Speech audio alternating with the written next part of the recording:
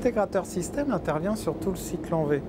Il réalise l'analyse fonctionnelle, il conçoit l'architecture globale, notamment par la modélisation, il définit et mène la phase de test, et pendant tout le cycle en V, il va vérifier la couverture du besoin, notamment par la traçabilité des exigences. Alors, la dynamique d'évolution sur l'ingénierie système, elle peut se traduire en 3 axes.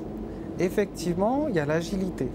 L'agilité est de plus en plus présente dans nos projets. Il va falloir gérer l'inconnu tout au long du cycle en V. Il y a effectivement l'innovation. Il faut ancrer l'innovation dans nos études en intégrant l'intelligence artificielle, le big data, mais aussi être au contact du marché. Et enfin, c'est le collaboratif. Tous les acteurs doivent travailler ensemble, éviter de travailler en silo, et effectivement, l'intérêt projet doit primer sur l'intérêt organisationnel. Pour réaliser le PQI, la principale contribution de l'intégrateur système, c'est le principe de faire du premier coup. Effectivement, refaire, c'est des dérives de planning, c'est aussi des surcoûts. Alors il y a plusieurs actions, mais on peut en citer 3. La première, c'est effectivement de challenger le besoin. En début du projet, il faut reprendre le programme, voir avec la matrice des exigences ce qu'on peut en faire, mieux comprendre, challenger, voire remodeler. La deuxième action, c'est d'industrialiser son activité. Effectivement, il y a l'évolution des outils, des méthodes. Tout ça, ça donnera des gains de productivité au service des gains de qualité. Et enfin, la dernière partie, c'est la co-ingénierie.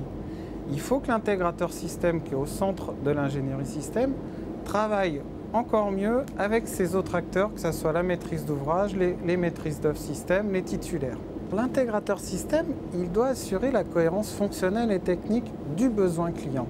Et en fait, le client, il en a plusieurs. Il a des clients de maîtrise d'ouvrage, MOP, MRF, GDI, mais il a aussi des clients exploitants et mainteneurs.